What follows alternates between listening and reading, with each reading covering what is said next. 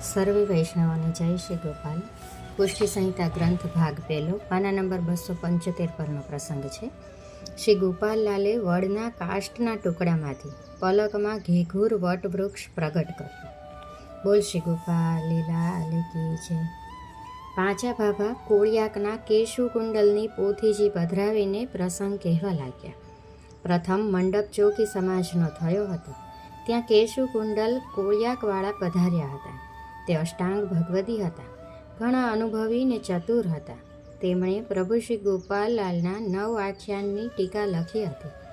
સમાજ ઘણો જ એકઠો થયો હતો. મેળાપ પણ ખાસો રહ્યો હતો. આશરે 10 રહ્યો હતો. તે સમયે નિત્ય આખ્યાનની ટીકા સંભળાવતા તેમાં જીવનદાસનો પ્રસંગ પ્રથમ તેમણે સંભળાવ્યો હતો અને તે જ હું કહું છું. જીવનદાસ સેંદરડા ગામના રહીશ હતા. જ્ઞાતે મોઢ વણિક સેંદરડાના ઠાકોર ગોહિલ કુંભાજીના કારભારી હતા. તેમના સાથી લક્ષ્મીદાસ જ્ઞાતે મોઢ વણિક હતા. ગામના મુખી માણસ હતા. ઠાકોર કુંભાજી તેનું ઘણું માન રાખતા. પ્રભુ શ્રી ગોપાલલાલજીએ પરદેશ ત્રીજો ગુજરાતનો કર્યો. તે પરદેશમાં પ્રથમ સિંહોર પધારતા સેંદરડામાં મુકામ કર્યો હતો. સાથે વ્રજવાસી સેવક ટહેલવા ઘણા હતા. તે ગામના પાદર નદી કાંઠે ડેરા તંબુ ખડા કીધા, પણ શીતલ છાયા વૃક્ષની દીઠી નહીં.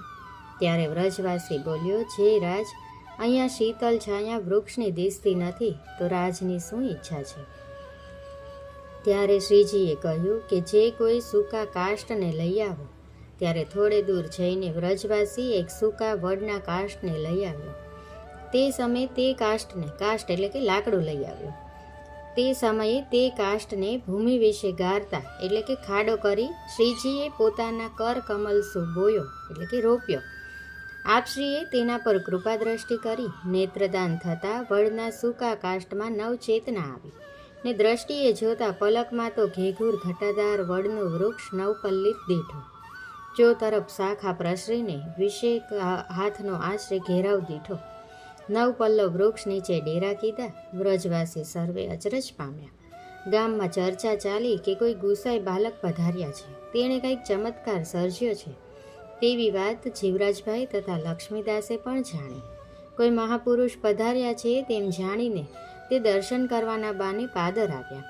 નદી કાંઠે વડના વૃક્ષને જોતા જ અચરજ પામ્યા. કોઈ દિવસ આવું વૃક્ષ દીઠું ન હતું તેવું દીઠું. તેથી મનમાં ઘણું જ મોદ પામ્યા કે આ શું થયું. સુંદર ઘટાદાર વડ વૃક્ષની શીતલ છાયા નીચે આપ શ્રી ગોપાલલાલજી પોતાની બેઠકે બિરાજી રહ્યા છે. વ્રજવાસી ખવાસ પાસે ઊભા છે. ટેલવા સેવા ટેલ કરી રહ્યા છે. તે સમયે બંને જણા ત્યાં આવ્યા. પ્રભુજીના દર્શન કરતાં જ ચિત્ત આપશ્રીના સ્વરૂપમાં લોભાઈ ગયું અને સાષ્ટાંગ દંડવત પ્રણામ કર્યા. આપશ્રીના પ્રતાપબળને જોઈને મનમાં ઘણું હરખ પામ્યા. તે સમયે પ્રભુજીએ પોતાના પૂર્વના સંબંધી અંગીકૃત દેવી જીવ જાણીને મહા અલૌકિક સ્વરૂપે કોટી કંદર્પ લાવણ્ય ગુણાતીત 16 કલા પરિપૂર્ણ શ્રીનાથજીનું સ્વરૂપ ધરીને દર્શન દીધું. તે શા માટે? તો કે પોતાના દેવી જીવ છે એટલા માટે. દેવી સ્વરૂપ વિના દેવી ભાસ થાય નહીં, તે માટે તેવું અલૌકિક દર્શન દીધું. તે પ્રથમ નેત્રદાન દ્વારા અંગીકાર કીધો. તે શિયા કારણે કીધો? તો શ્રી ગોપાલલાલજીને પોતાની સૃષ્ટિ અલૌકિક પણધારી કરવાની ઈચ્છા છે. માટે નેત્રદાન કૃપા કટાક્ષ જે સામું પોતે દ્રષ્ટિ કરે તેને નવદા ભક્તિનું ફળ, તે ઉપરાંત 10મી પ્રેમ લક્ષણા ગોપીજનના જેવી નેચલ ભક્તિ આપે છે. તદાકાર અનીન વૃત્તિ ઉપજાવે છે. તે શા માટે? તો કે જે મહાકારણિક સ્વરૂપ છે તેમના દર્શન કરીને જીવરાજભાઈ તથા લક્ષ્મીદાસને મહા અલૌકિક આનંદ ઉપજ્યો. તે સમયે જીવરાજભાઈએ એક પદ ગાયું.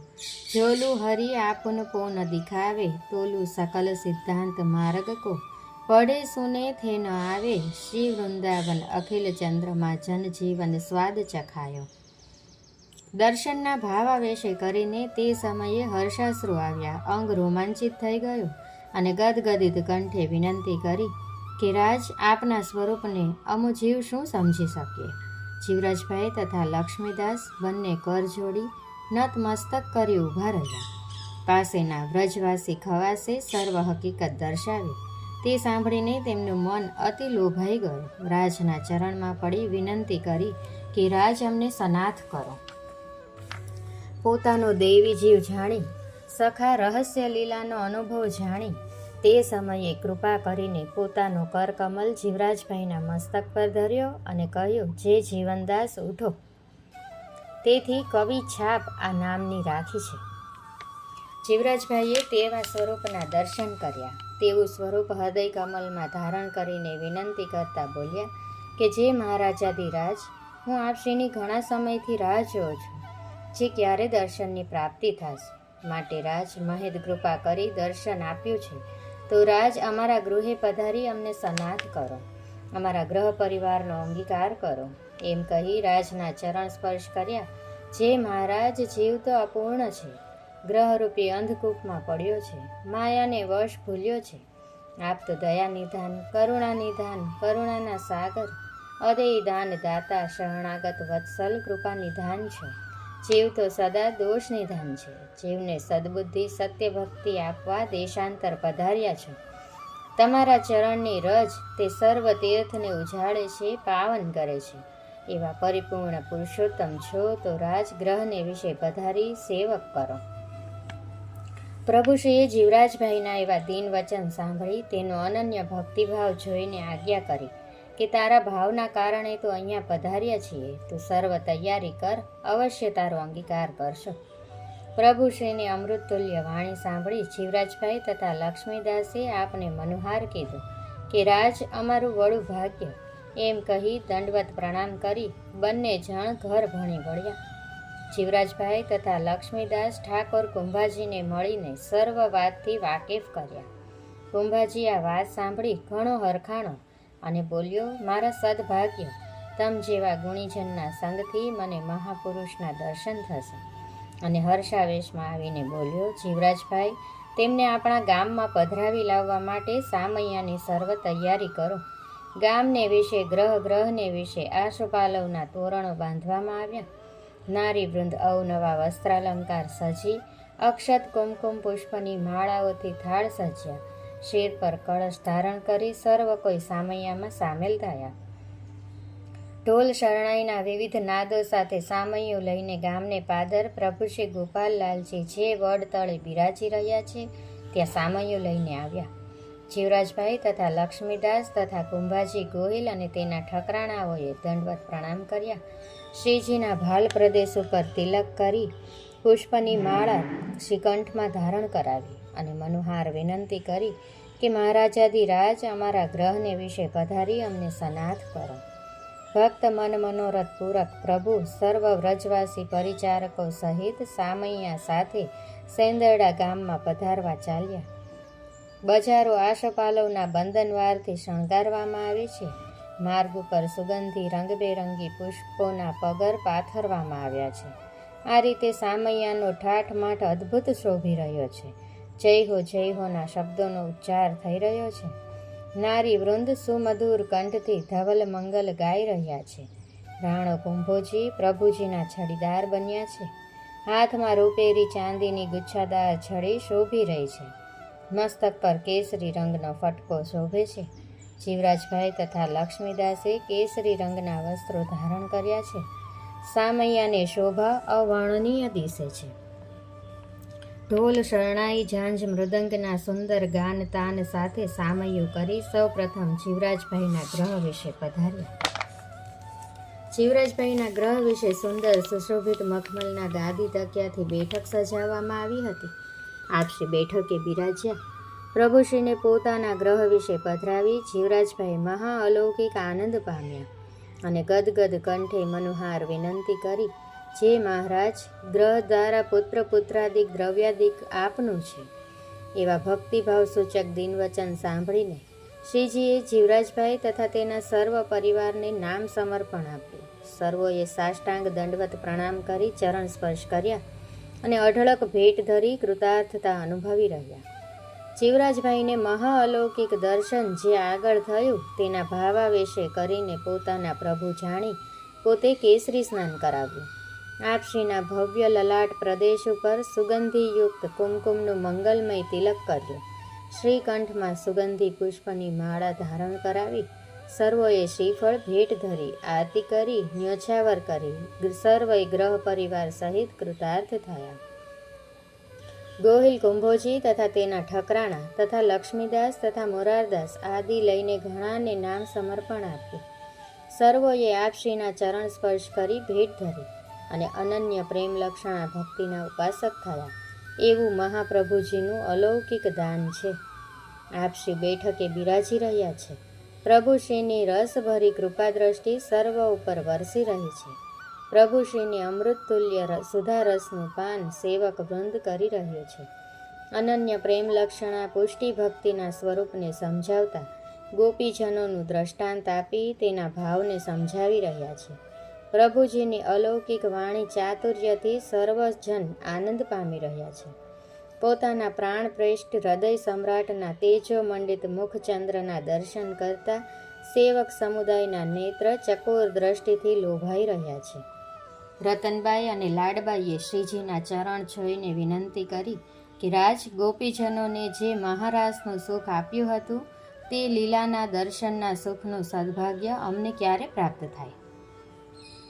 જીવરાજભાઈએ વિનંતી કરતા કહ્યું કે રાજ, આપની અલૌકિક લીલાનું દર્શન કરવાની સર્વ જૂથને ઈચ્છા પ્રગટ થઈ છે. વ્રજની સર્વ અલૌકિક લીલાના સુખનું દાન કરવા વ્રજમાં પધાર્યા છો તો કૃપા કરી તે લીલાનું દર્શન કરાવો. અમો તો અમારા ગ્રહ વિશે તે લીલાનો આનંદ સદા માણીએ તેવી કૃપા કરો.